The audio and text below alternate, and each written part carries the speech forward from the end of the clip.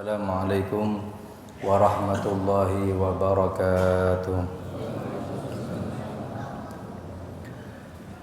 Alhamdulillahi rabbil alamin, wassalatu wassalamu ala ashrafil anbiya'i wal mursalin, sayyidina wa habibina wa syafi'ina wa qurrati a'yunina Muhammad sayyidil anbiya'i wal mursalin wa sayyidish syuhada'i was salihin, salawatu rabbi wa salamuhu alaihi wa alaihim ajma'in, amma ba'du.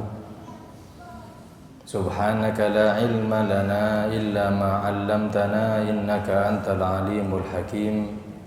Rabbi shrah li sadri wa yassir li amri wahlul 'uqdatan min lisani yafqahu qawli.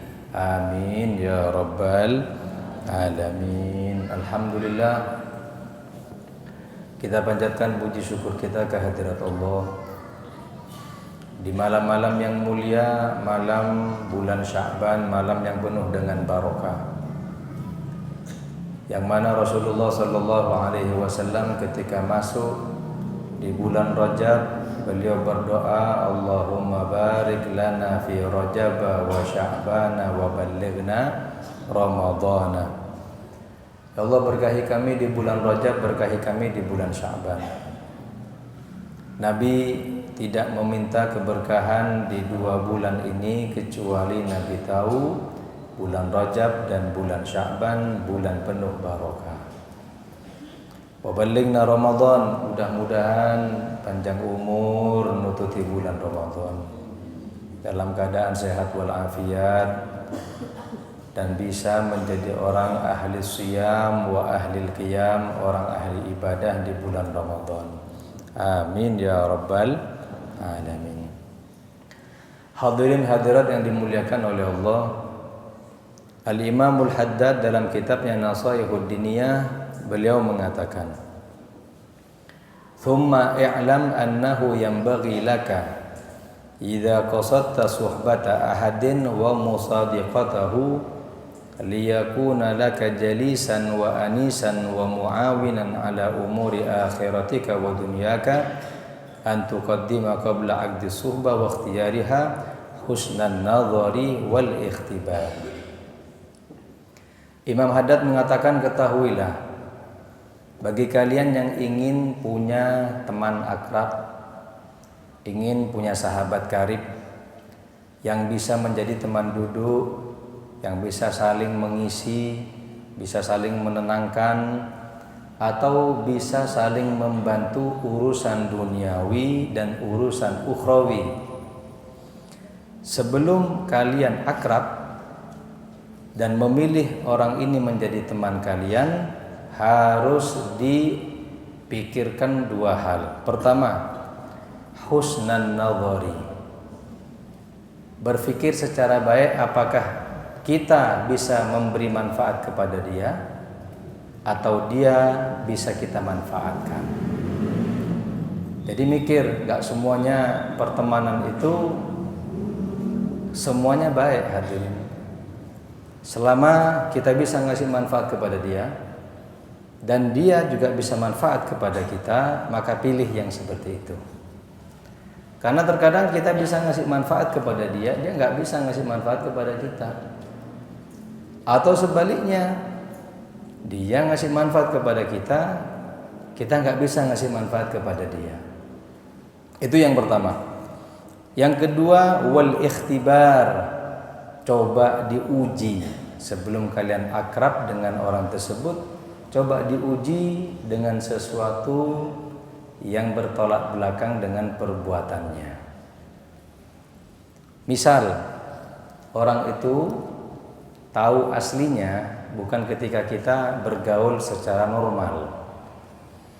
Pengen tahu orang asli itu ketika dicoba bagaimana. Kata ulama, pengen tahu orang asli seperti apa, ibarat seperti kayu. Kayu itu kalau murahan, kayu bakar, lek diobong itu baunya busuk, ya bau seperti hangus begitu. Tapi kalau kayu ini kayu gaharu, pas diobong, dibakar, itu harum. Nah, kita pengen tahu orang ini baik atau tidak, coba diobong, coba dibakar, emosinya disulut, gimana tanggapannya? Kalau tatawul, memperlama di dalam perkelahian, pertengkaran, oh gak baik ini. Menunjukkan kalau ini kebaikannya hanya tampak luar saja, dalamnya enggak. Tapi kalau ketika diuji ada masalah dengan kita, dia tanggapannya baik, kemudian langsung memaafkan, bahkan memberi kita uzur, husnudzon, pengen ini, barangkali seperti ini. Oh, kayu gaharu berarti. Ini orang luar dalamnya bagus. Dan seperti itu hadirin, ya. Banyak orang tadi itu mengatakan akrab, tapi ketika diuji nggak bisa. Bahkan ada satu orang pengen tahu temannya itu benar atau tidak, itu diuji. Dengan cara apa? Dia bilang sama orang lain ini suruh nyampaikan kepada sahabat akrabnya kalau dia ini ngerasani orang ini. Coba kira-kira dimaafno atau dilabrak, diparani, diseneni. Masih kategori ngerasani, bukan fitnah. Ini nyoba sengaja sampai ke teman akrab saya, kalau saya ngerasani jelek dia, welek pokoknya. Ya apa tanggapannya? Disampaikan hadirin. Mas, sama roh Habib tahu. Ternyata Habib itu sama-sama gak suka loh mas. Loh mosok ngakrab kok aku. Gini loh, tadi malam saya duduk, katanya sampean ini, sampean gini. Perbuatan sampean itu dinilai sebelah mata sama Habib. Oh gitu Habib ya, ayo dong. Oh, dadakno Habib ngono. Jadi dia lebih percaya dengan penyampai, tidak percaya dengan sahabat akrabnya selama ini. Itu ikhtibar hadirin. Oh ternyata begitu Habib. Iya wes, sebenarnya aku tahu sifatnya seperti itu. Ya, keesokan harinya orang ini dengan temannya sudah nggak akrab lagi hadirin. Sudah nggak seperti dulu makan bareng, kemana-mana bareng. Ini sudah berjarak. Kenapa? Karena dia sudah tahu kalau orang ini ngerasani dia. Berarti jangan dilanjutkan semacam ini. Bungkusnya luari bagus, tapi dalamnya elek. Beda lagi ketika disampaikan nanti, orangnya bilang begini, saya mau menyampaikan Habib itu ngerasani sampean. Mosok, iya sampean itu wong elek, jarene ngene. Wah, sampean ngada-ngada. Nah, aku roh Habib, akrab sama Habib sudah 30 tahun. Terus sampean mau ngerusak hubungan saya. Hati-hati loh kawan. Sing di sini ini yang menyampaikan. Saya tidak percaya, saya tahu Habib tidak gitu orangnya. Akhirnya ketika besok ketemu nggak ada masalah hadirin. Ini api bagus luar dalam. Yang begini kita akrabi nggak ada masalah. Makanya dua hal, husnan nazar wal ikhtibar. Wa taftish an ahwali man turidu an tashabahu wa tattakhidahu sadiqan. Yang ketiga juga kalau mau pilih-pilih daripada teman akrab, buat taftish, coba periksa. Min an ahwali man turidu an tashabahu, terhadap keadaan orang yang ingin kau akrabi tadi itu dan kau ingin jadikan sahabat. Gimana keadaannya? Kalau enggak pegang erat dengan agama, jangan. Teman akrab cuman kene surga niku neraka beb. Lah aku ahli sholat, di situ nggak tahu sholat, jangan diakrabi hadirin. Kenapa? Allah saja dilanggar, apalagi kita. Allah saja dilawan sama dia nggak sholat, apalagi kita. Makanya kadang heran orang itu akrab dengan temannya dan tahu keburukan temannya tadi itu, tapi dia nggak nutupi, nggak nasihati, gak mungkin tambah memperbaiki, gak menjauhi, gak nerima apa adanya. Yang ini salah. Makanya Allah mengatakan dalam Al-Quran, setiap al-akhillau yawma idzin ba'duhum li ba'din adu persahabatan kula kalian jenengan niku nanti di hari kiamat akan menjadi musuh. Yauma yafirrul mar'u min akhi, orang lari dari saudaranya. Wa ummihi wa abi, orang ketemu ibunya lari, ketemu bapaknya lari. Wa sahibatihi wa bani, ketemu temannya, istrinya, semuanya lari.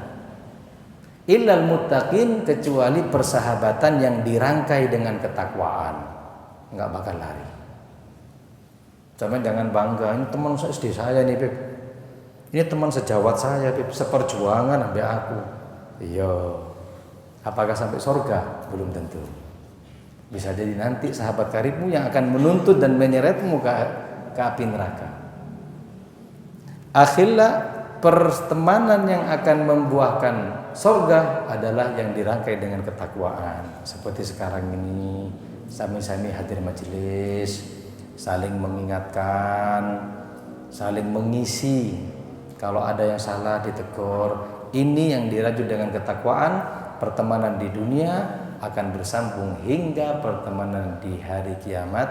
Amin Allahumma amin. Hadirin hadirat yang dimuliakan oleh Allah.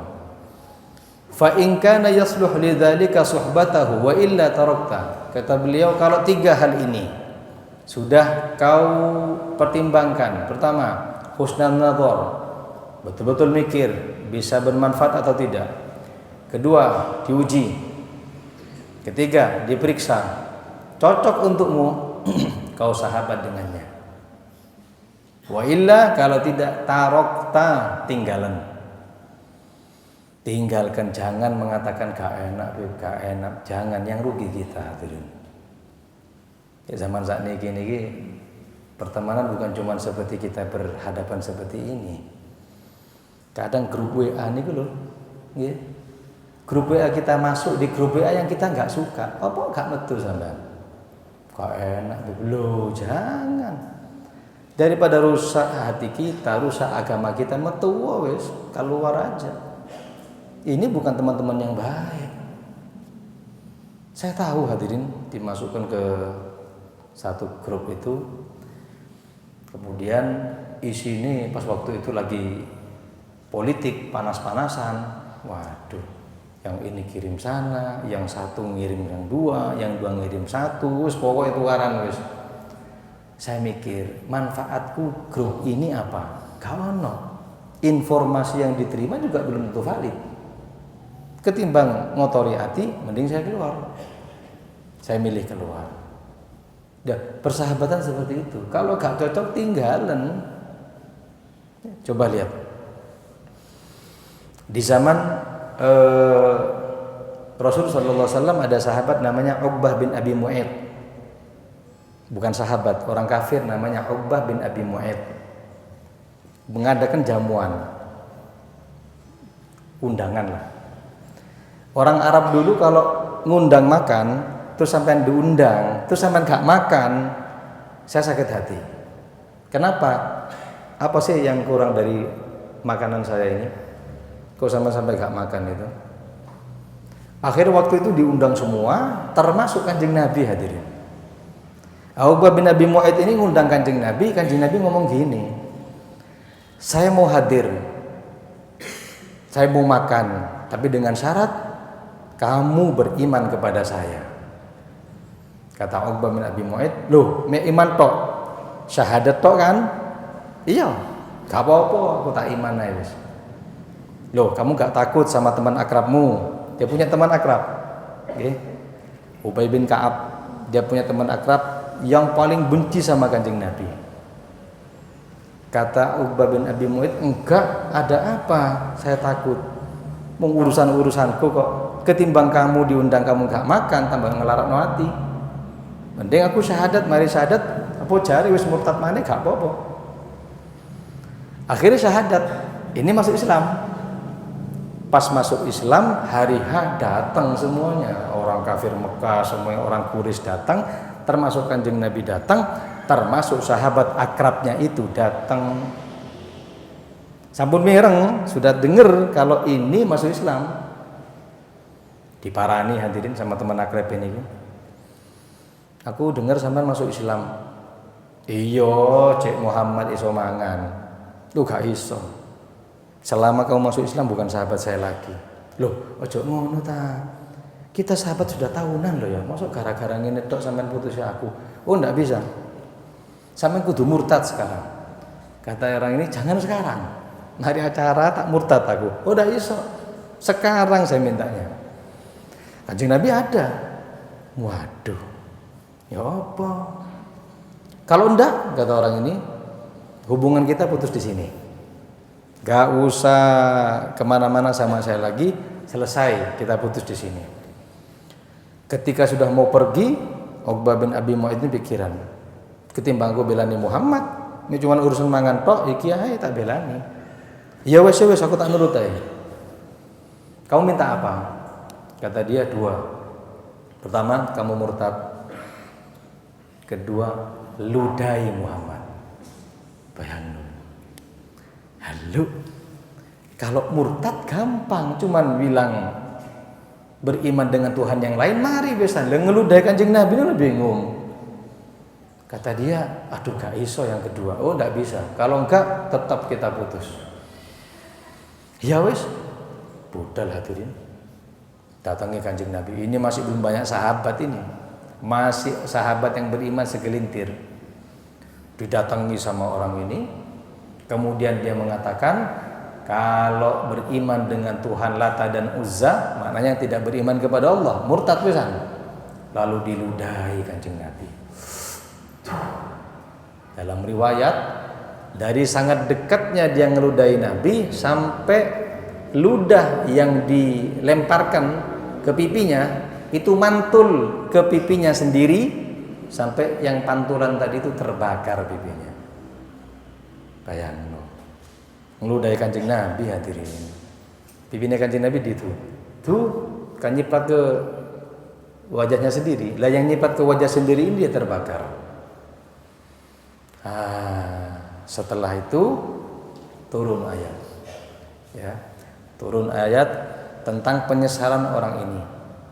Ya laitani takhatu ma'ar rasuli sabila. Gusti, aku nyesel. Ya. Jadi ayatnya berbunyi begini. Yauma ya'addu dzalimu 'ala yadayhi wa yaqulu ya laitani takhatu ma'ar rasuli sabila. Pada hari kiamat nanti, ketika ada satu orang yang menggigit jarinya dan mengatakan, "Coba, aku melok Kanjeng Nabi. Aku sudah beriman saat itu, tapi gara-gara teman akrab itu, ya, gara-gara teman akrab tadi itu saya murtad kembali." Lah, dalam riwayat yauma ya'addu dzalimu, pada hari orang ini menggigit jarinya, dia disiksa oleh Allah, makan tubuhnya sendiri sampai entek. Bayangin, sampai habis dikembalikan lagi sama Allah. Jasad semula dimakan lagi sampai habis dikembalikan lagi, seperti itu. Liya laitani lam attakhid fulanan khalila. Coba, saya melihat, saya mengikuti Kanjeng Nabi Muhammad yang saat itu sudah saya dapat seperti iman dengan syahadat tadi itu. Coba dan ngikuti teman akrab ini, selamat biasanya aku. Bayangno, makanya teman itu pengaruh hadirin. Ya. Bahkan ada perkataan ulama mengatakan begini. Sadiquka man saddaqaka laisa man sadaqaka. Temanmu itu orang yang bisa membuatmu benar, bukan yang membenarkan perbuatanmu. Sahabatmu itu yang bisa menjadikan kamu itu berbuat kebenaran, bukan apapun yang kalian lakukan dibenerno. Yo ngono ndak apa-apa. Yo gak sholat gak apa-apa, paling yo tang ini isu jam 7:15 gak apa-apa, udzur. Gak seperti itu. Sahabat itu yang membuat kita benar, bukan yang membenarkan perbuatan kita. Makanya tarokta, tinggal. Lah sahabat Kanjeng Nabi, nggih, itu cintanya sama Kanjeng Nabi. Kanjeng Nabi niku dalam riwayat, kalau bahasa kita ini setia kawan. Gak karepe dhewe hadirin. Coba ada satu sahabat namanya Abdurrahman bin Auf. Kanjeng Nabi niku menemukan sungai Terus beliau mengatakan kepada Abdurrahman bin Auf, Abdurrahman, tolong ambilkan kain, tutupi dari pandangan orang, aku mau mandi. Nggih Kanjeng Nabi, cuman berdua, beliau sama Abdurrahman bin Auf. Nggih Kanjeng Nabi. Beliau mandi di sungai itu, Abdurrahman bin Auf nutupi pakai kain. Selesai, pas diturunkan kain tadi itu, Abdurrahman bin Auf ningali itu bekasnya Kanjeng Nabi sungai ini, dan gak ada sahabat yang lain yang bisa cari barokah. Mending aku tak nyelam di situ sekalian, wis tak mandi aku. Enak wis, mumpung gak ada rebutan sahabat yang lain, mumpung cuma saya sama Kanjeng Nabi, ini sungai bekas mandinya Kanjeng Nabi, saya tak mandi aja. Kanjeng Nabi ke atas, langsung cepetan Abdurrahman bin Auf mandi di situ. Setelah agak lama bingung, lu Kanjeng Nabi kemana? Masya Allah, dilihat apa yang terjadi. Kanjeng Nabi ngambil kain, nutupi Abdurrahman bin Auf, gantian. Bayangin sama. Sampai Abdurrahman mengatakan, oh cok Kanjeng Nabi, sampun Kanjeng Nabi, kalau saya gak usah ditutupi lah aku. Kata Nabi, tidak gitu. Sebagaimana aku suka ditutupi, saya minta tutupi.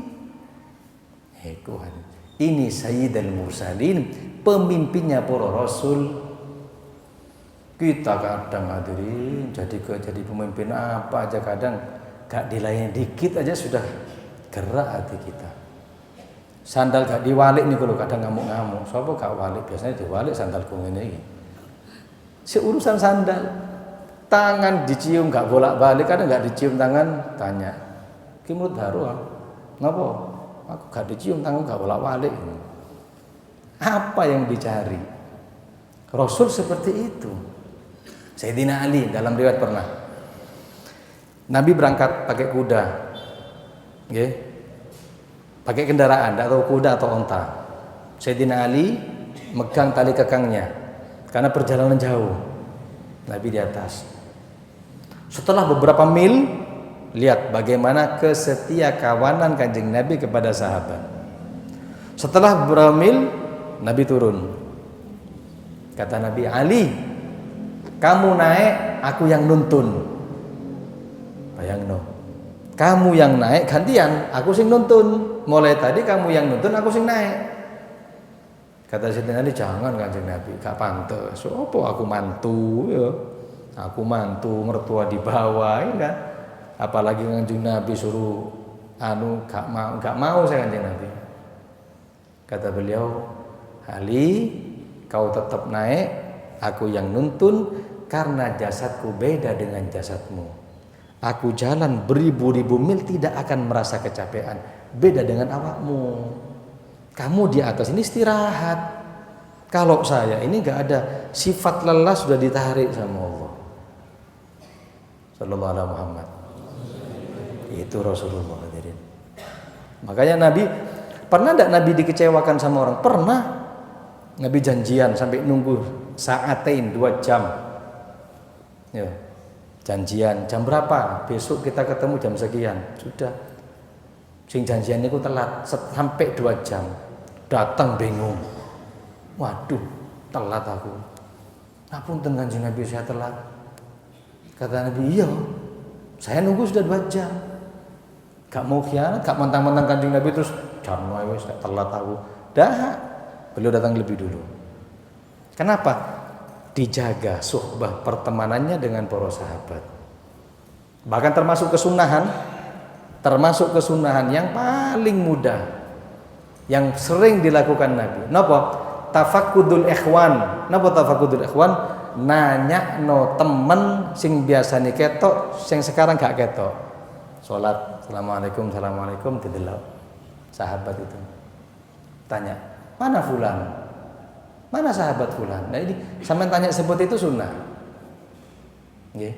Sampai mari salaman, tanya, "Mana Bapak anu?" Anu itu sakit. Dan nanya sampean niku lho sunnah. Sebagaimana yang dilakukan oleh Nabi Muhammad sallallahu alaihi wasallam. Makanya kalau manfaat ambil. Kalau gak manfaat tinggal. Ya. Para sahabat-sahabat Nabi ini ketika tahu Nabi orang yang baik, yang beliau tadi ini menunaikan semua hak persahabatan, waduh, gak mau ninggal Kanjeng Nabi hadirin. Bahkan ada kitab namanya Al-Anwar fi Suhbatil Akhyar. Hak pertemanan. Zaman ngomong terkoncoku, sahabat akrab saya, pernah diuji sama kitab ini enggak? Di antaranya teman sama teman itu enggak boleh saling bohong.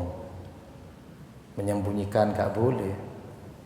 Kedua, teman sama teman itu merasa senang ketika temannya naik derajat, gak iri.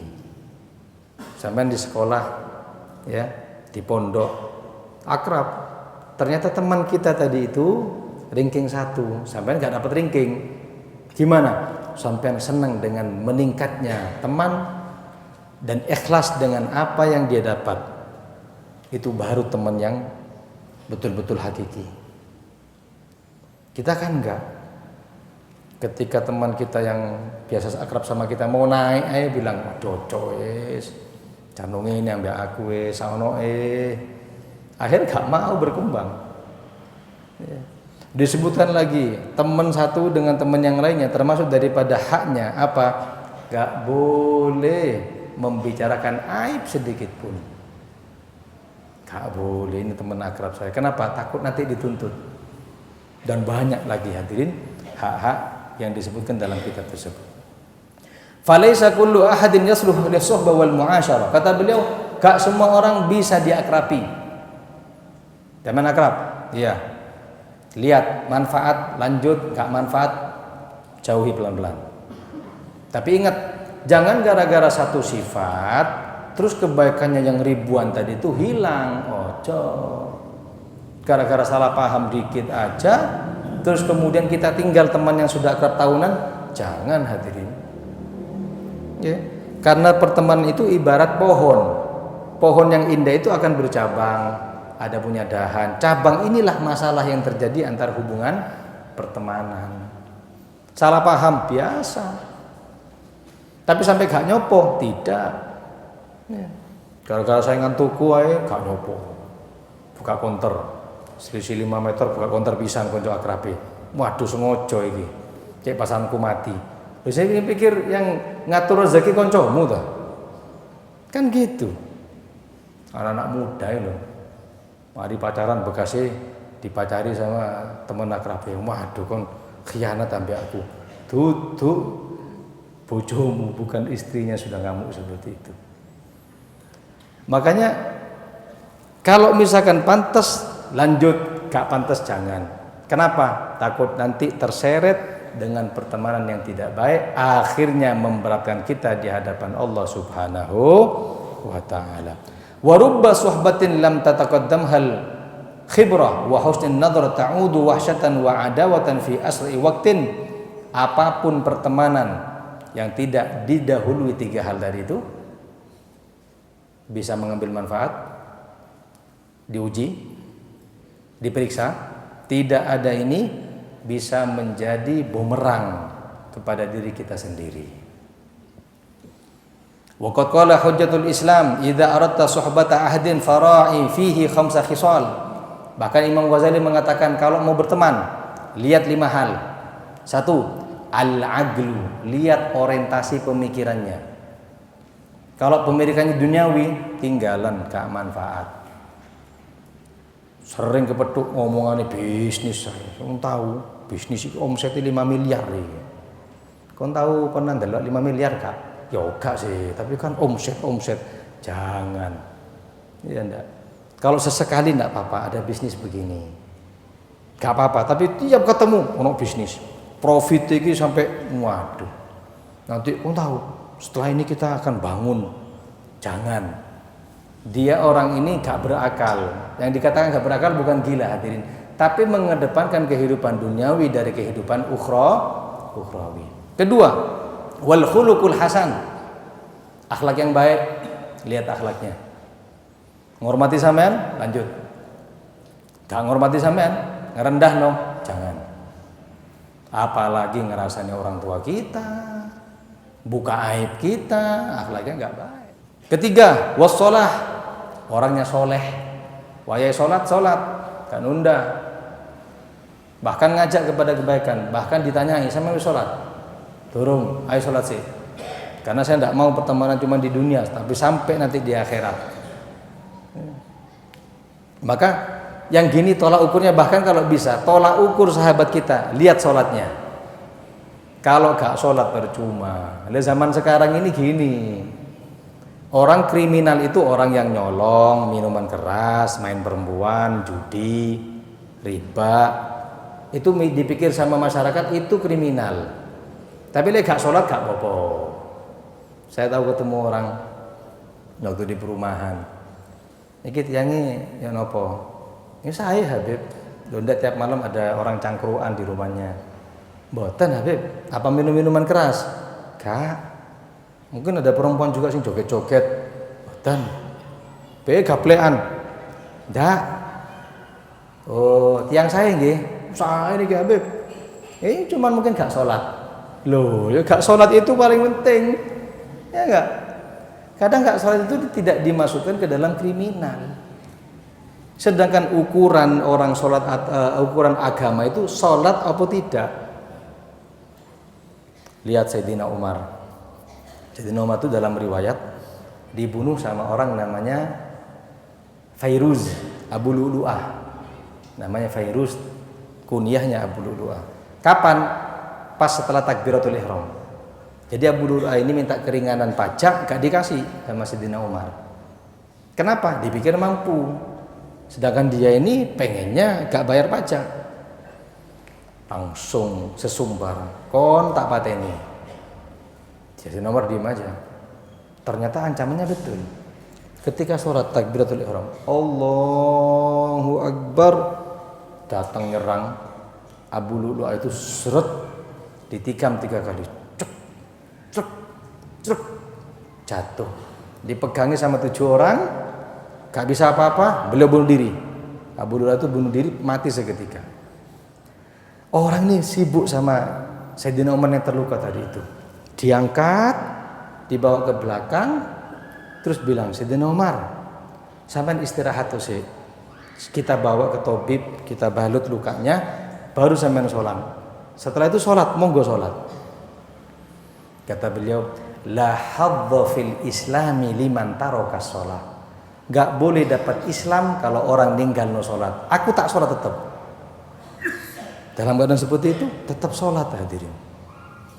Sampai jangan sholat sih, gak sholat gak boleh dapat Islam, gak boleh. Jangan ngaku Islam kalau gak sholat. Akhirnya tetap sholat beliau. Dan tidak ada tawaran dalam syariat untuk tinggal no sholat. Kalau ibadah yang lain, monggo. Contoh haji bagi yang mampu. Habib, saya mampu Beb, cuman sakit. Wajib napa mboten? Mampu, sehat. Cuman di Mekah ada perang. Wajib napa mboten? Mboten. Mampu, sehat, di Mekah aman. Cuma suruh ngenteni sampai tahun 2035. Ya apa? Wajib napa mboten?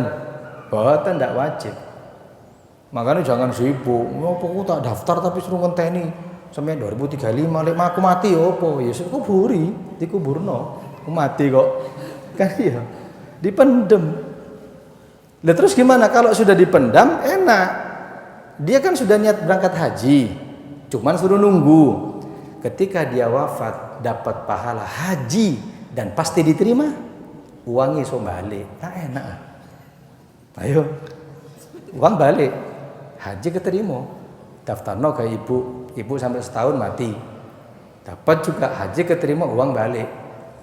Paman daftarno paman 6 bulan gak lama mati juga. Wes satu uang untuk berapa orang itu haji itu, cuman mati kabeh. Bisa ditawar, bisa. Puasa Ramadan, Beb saya musafir yang jaraknya 85 km, boleh ninggalin puasa? Boleh.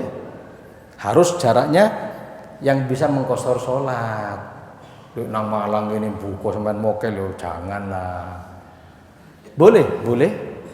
Terus Beb, saya gak perjalanan cuman sakit. Gak apa-apa, gak puasa. Beb, saya gak perjalanan gak sakit cuman tua. Ganti fidyah, bisa ditawar. Zakat, saya punya uang beb cuman gak sampai nisab, gak wajib zakat. Beb mencapai nisab belum 1 haul, gak wajib zakat. Lek sholat, gak iso. Beb saya kalau sholat ngadeg ini beb kok geliyeng beb ya. Aku gak sholat ya apa? Oh gak iso, wajib sholat. Gimana beb? Duduk. Ya tetap duduk nih beb sampai masih sempoyongan nih beb. Boleh nggak sholat? Gak boleh. Ya apa caranya? Miring no ngadep no nang kiblat. Waduh beb, tiangi pun anu beb, stroke wisan, boten saged anu miring. Gimana? Sholat dengan dalam keadaan terlentang. Kasih bantal, angkat tangannya, Allahu Akbar. Sami Allahu liman hamidah, boleh. Boten saged Habib sampun stroke ini Habib. Terus gimana? Boleh nggak ninggal no sholat? Gak boleh. Gimana caranya? Caranya tetap sholat dengan lisan. Allahu Akbar, Allahu Akbar, rukuk. Sami Allahu liman hamidah, Allahu Akbar. Tetap gak bisa ditawar. Waduh Beb, wangil Beb. Iku pun anu Beb perot Beb, nek napa stroke. Boleh nggak sholat? Gak boleh, tetap sholat. Pakai apa? Kedipan mata, isyarat bil ajfan. Allah liman hamidah, Allahu Akbar. Beb tak bisa sudah Beb, ono anu nih wisan Beb. Gini sudah. Terus tak gerak-gerak nulis gak gerak Beb wis mati berarti. Baru disolati. Ditawar bisa. Makanya cari teman yang sholat, gak sholat tinggal, no, siapapun dia. Ada satu kaum, satu desa datang ke Kanjeng Nabi mau masuk Islam. Kan harus dipertimbangkan satu desa nih, satu kabilah. Sanjange ngeten, Kanjeng Nabi, kami ini satu desa ini mau masuk Islam. Tapi dengan satu syarat. Kenapa? Gak sholat, gak apa-apa ya, gak sholat. Tapi mau masuk Islam cuman gak boleh sholat. Bayangin dong. Tapi kalau misalkan iya satu kampung masuk Islam semua ini, kan perlu dipertimbangkan hadirin. Apa jawab Nabi? Gak usah masuk Islam, Islam gak butuh, mulio. Satu kabilah diusir.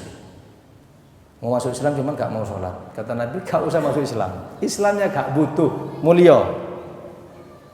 Tapi ketika nawar dengan sesuatu yang lain, Nabi mau. Satu orang datang Kanjeng Nabi, saya mau masuk Islam. Nggih, terus cuman nyun sewu ndak bisa ninggalno perbuatan zina. Gimana? Gak apa-apa. Nah, gak apa-apa. Loh, boleh Kanjeng Nabi? Gak apa-apa. Masuk Islam? Iya. Syahadat, masuk Islam, mau keluar dari masjid dipanggil. Ini. Nggih Kanjeng Nabi. Tak takoki sih. Misal kamu menemukan ibumu kelon-kelonan dengan laki-laki lain, ya apa perasaanmu? Oh, tak pateni. Ibuku kok. Kalau anak perempuanmu, apalagi tak bacok Kanjeng Nabi. Kalau kakakmu yang perempuan, waduh, wes tidak ada maaf sudah. Langkai dulu mayat saya, kan begitu.